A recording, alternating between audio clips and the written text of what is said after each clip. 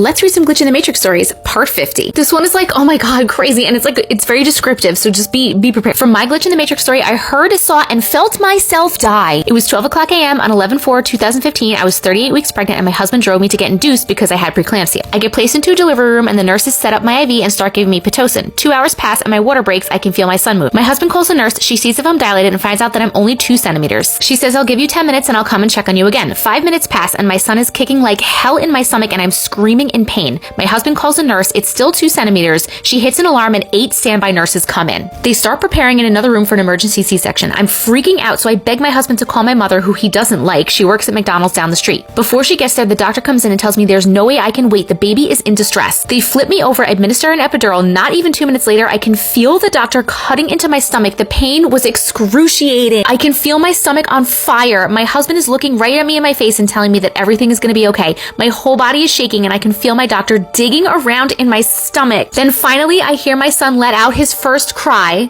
I look to my husband. The doctor is walking to him with our son. The alarm on my monitor is going crazy, and I can see the doctor toss my son to my husband, and he starts requesting for blood. More nurses enter the room. The alarm is beeping and beeping over and over. My husband walks toward me with our son, and I can see my baby's little fingers and his cute little nose, and then my monitor goes silent. A flatline beep rings across the entire room. Nurses grab my son from my husband. My husband is screaming, and I'm looking at my husband, and then all of a sudden, I can see me. My mouth is closed. I'm pale white. I move across the room to the end of the bed. My stomach is ripped open. Blood is pooling like a lake under the frame. Oh my god. I'm standing at the edge of the bed next to my husband, and he's holding my foot that's dangling to the side. The doctor comes back in the room and says he's sorry, he did everything he could do.